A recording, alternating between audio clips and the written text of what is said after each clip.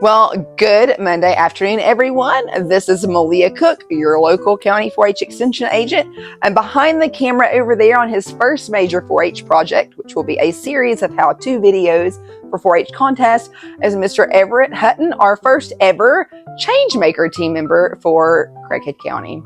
So today we're going to be talking about and demystifying the barbecue broiler. What is the barbecue broiler? What do you cook at the barbecue broiler? What do you even need for the barbecue broiler? Well, this is a long time standing tradition in Arkansas State 4-H. It starts at the county level, moves up to the district level for your top 5 competitors in each county. And then if one of your county competitors win, it moves them to either turkey or chicken contest at state. So what exactly is the barbecue broiler competition? This was one of my favorite competitions every single year as a young 4-H'er myself, and it continues to be one of the favorite ones that we host here each year. We have also been your district host for the last several years as well. In this competition, this year you will receive 4 bone-in chicken thighs for the poultry division. You will receive 2 pounds of ground turkey for the turkey division. You may pick one or the other to compete in. In the chicken division, what you're going to do is get everything together that you need. You're going to show up, you're going to barbecue, and you're going to have a great time. And for the turkey, it's the same way. So what ages can do this event exactly? Well, at the district level and most counties, it is simply your juniors and your seniors. In some counties, they do allow the clover buds to cook, but only with the help of parents. And parents in that situation, you're going to really be doing the majority of the cooking, but they can still have fun turning their chicken thighs or their turkey patties and doing a little basting. So in Craighead, we do allow that. We do allow our 9 and under group, which are clover buds, to participate, but we must have a parent with them at all times. Juniors and seniors, you're on your own. If it's your first time as a junior here in Craighead County, we will allow some help and make sure that you get to complete the project safely. But once you get to the district level, if you do, then you're on your own. Seniors, you better know what you're doing. So it's a lot of fun. You get to eat a lot of chicken or a lot of turkey, and you learn basic grilling. So for instance, how do you start your fire? What's the best type of grill to use in this situation? And I'm going to talk about that in a later portion. So what exactly do you need to compete in this contest? It's pretty user-friendly, doesn't require anything fancy, especially not a fancy grill or fancy grilling equipment. Most everyone has this in your kitchen. So start grabbing stuff and let us see if it compares to what I have.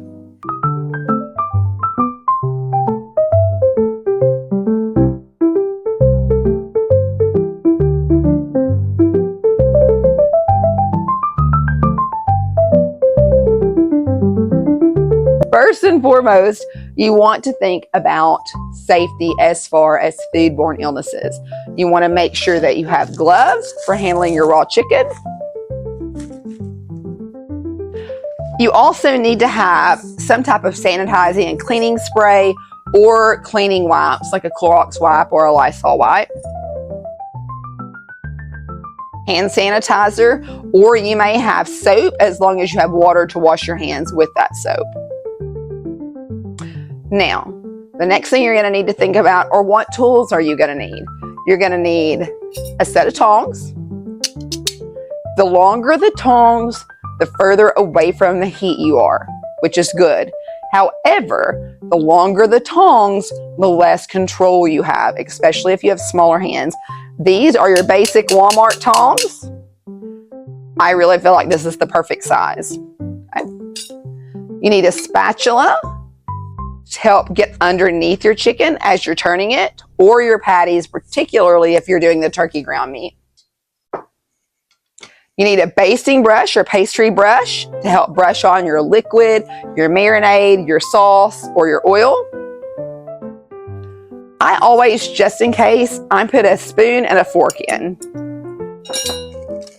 If you're making your own sauce on the fly, or you're using different ingredients on your chicken or your turkey, I include a 1/4 cup, because we all know how to go up to a cup if we have to. I include a 1/4 cup because it's smaller, measuring cup, and a set of measuring spoons. Last but not least, as far as that goes, you want to make sure that you've got a nice towel, a dishcloth, something to handle your grill with, and of course, paper towels. Now, moving into what you need for your actual poultry as far as cooking that. Some type of sauce. You can make your own sauce. You can use a store-bought sauce, that's fine. Any seasonings that you might want, I just put a few out here. I have salt, black pepper, garlic. Now, one of the things that you're judged on within your rubric is how the skin looks. Does this look like restaurant quality chicken? One of the tricks to getting that restaurant quality chicken look is to use canola oil or some type of nonstick spray on your grill. I see a lot of people cover their grills in tin foil and their chicken many, many times does not get done in time. Just spray. Now, a few last items that I feel like are very important but do not necessarily have a main purpose. I think it's always handy to put one of each of your different size Ziploc baggies in. A water bottle comes in handy for a lot of different reasons. If your flames up on your grill and you pour water on it, ashes go everywhere. So I teach the kids, move your chicken or the patty to the side if possible, and then spritz your flame. It will help it stay down, it will dampen around it, and you don't get the ash pour up. Okay. Aluminum foil. It's great for covering up your chicken when you're taking it into the judge, tinting it to keeping it warm, or just covering up things. You are in an outdoor environment. It kind of protects things as you go. I put a cutting board in my own personal kids' equipment just because you may need it. So we're going to start packing this and what I have figured out to be one of the most effective ways so that you're not lugging a bunch of stuff in and out. You don't end up forgetting something that you needed. But one thing that I want to touch on that I didn't touch on earlier is I have relatively long hair. I have it twisted up. So if you're cooking, whether you're a guy or a girl, your hair either needs to be under a ball cap or in a hairnet or pull back in a ponytail off your face, preferably braided if it's long, and tucked up with something on. You just want to make sure that hair is secure. Also, I have my apron. You are judged on neatness and appearance. So that's really important to make sure that you look nice and tidy and that you're nice and clean. You would have this on, of course, when you're handling your chicken and you're cooking, but you would also have your gloves on too when you're handling your raw chicken. But let's get to packing. So these, I've realized, are invaluable. They make cleanup easier. They make getting things easier because they have lids. You can actually label with an expo marker or a permanent marker rather. On here, you can put a piece of like painter's tape on here and label which one is which. But let me show you what I do. So, the first pan, you're gonna put your utensils in. Actually, that's a little bit big for that, so it can stay out. Not everything has to go in here, but the more that you can put in here, the less you have to worry about trucking in. And these are gonna take the place of your breakable bowls or even just your bulky bowls. So you can see I've got my spatula, my fork, my spoon, my pastry brush. I don't know if I mentioned this, but just to make sure, this is your thermometer. And if you've never used a meat thermometer before, Everett, can you zoom in? You can see right there, there's a dimple on that. That's how far you have to go into your meat to get an accurate reading. And you always want to do the thickest part of your meat and preferably the thickest part next to a joint, because that's the hardest to do.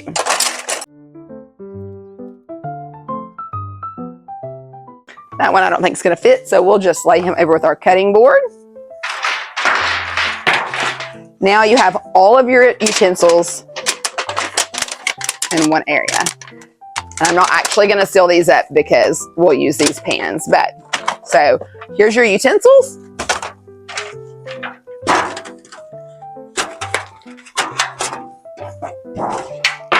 Now, we're gonna do our spices.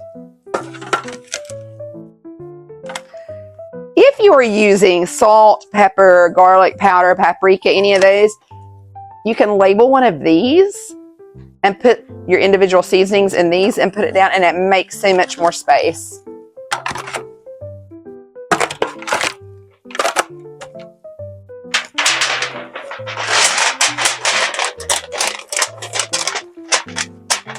And then you would put your label on there to tell you that that's your seasonings. And then this is kind of your extra stuff that you have going on here. Remember I said these are really handy for different things. Here's your gloves. I took them out of the box and put them in here to save space. Aluminum foil for covering up your chicken when you turn it in. Typically at District, they'll give you a plate, a paper plate, and it will have your number written on it. So you don't have to have anything super pretty or anything, okay?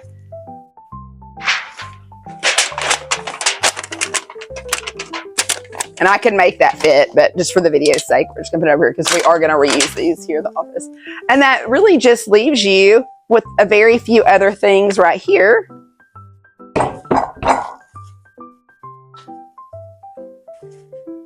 That can easily go into a tote. So you're packed up, you're ready to go. Another thing that I suggest taking is a cute little tablecloth, especially at District. If you get to go, they do judge kind of on your overall appearance, how neat and tidy it is, your food safety, are you keeping everything clean? So when we look at these and you get there and you unpack these, now you have a pan that you can put your dirty utensils in as you use them. You have a pan that you can marinate your chicken in. And you have a pan that you can lay your clean utensils in. And that is how you can pack for success for your barbecue broiler competition. Let's go see what's going on outside. Okay, so we're out back. This is actually where we do our county 4-H barbecue broiler. And we're just gonna show you a few of the things that you need to be successful out here. We're gonna have a separate video specifically on this piece of equipment that we call a chimney that will follow this one within the next few days. So you guys be watching that because this piece of equipment is a make or break piece as far as I'm concerned. So obviously you need a charcoal grill. With your grill, it cannot be gas. It must be charcoal. You cannot use any type of fire starter as far as like the fire starter bricks.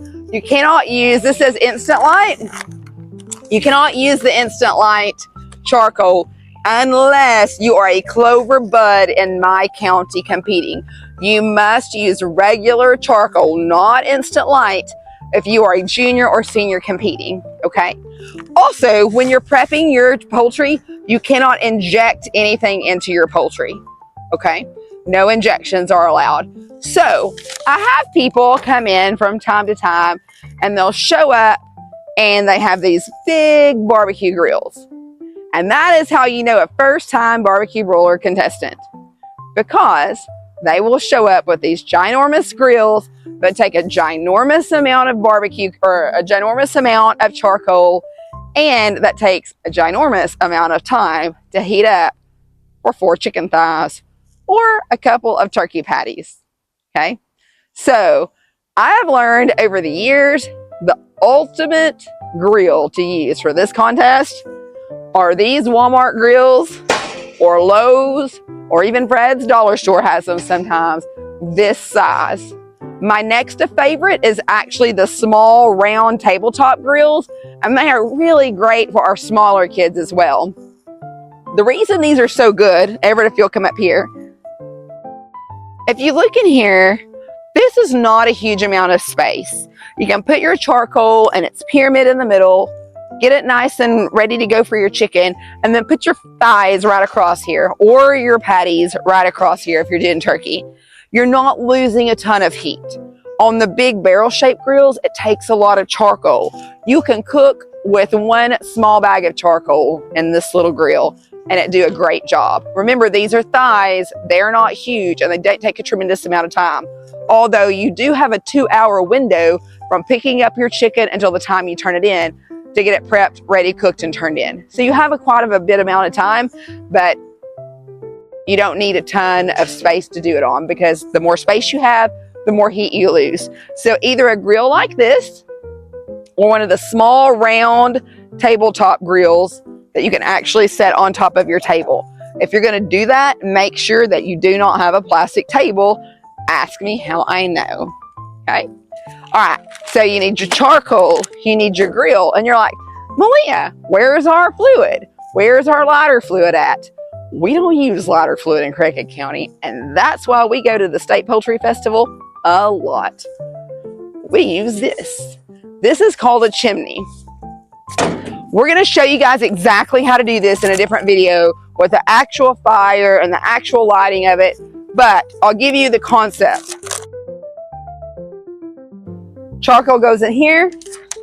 Old newspaper works great. Don't use magazines. Doesn't work as well because of the coating on the page. Or you can always raid our recycle bin at work.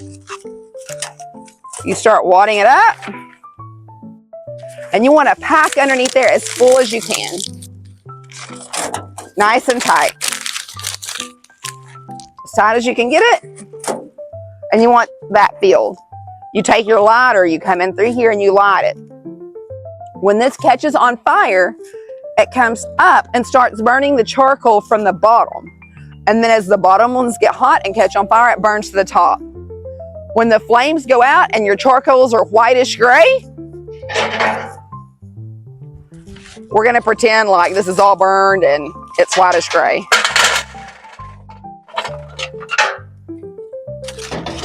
You pour them in there, you take your tongs that you have, organize them around. I'm gonna use my hands even since these aren't hot, but you would use your tongs. And remember, you're just doing 4 thighs. There we go. Your grill sets in there. Put your thighs on. While you're waiting for this to get hot, take this out, spray it with your coating spray. Okay? That way, when you put your chicken on there, it's not going to sear and stick to it. You also have different levels of your grill. You can change the height of your grill, but I would play with that at home a little bit. Okay? But now you've got just the right amount of charcoal. It's nice and hot, and no lighter fluid. There's no lighter fluid flavor or taste to it. Put this down. Don't leave this wide open. I vent mine about halfway. If you need it to get a little more airflow, if you need more air to get to it, you can open it up. But I keep it about on the halfway mark. Keeps your heat in, but allows the smoke to escape and allows that air to get to it as well. Try not to open your grill, but if you need to, open it, peek. Make sure that you don't have any fires going. If you get a little bit of a flame, open it, move your chicken to the side, squirt it with your water bottle, put your chicken back and shut it. Okay, that's pretty much it. Just remember to bring yourself a table, all of the utensils and things that we showed you in there, and a simple but good barbecue grill. We'll do another one over how to use the chimney specifically. Thanks, guys, and I hope to see you next Friday at our Barbecue Broiler Championships for the county.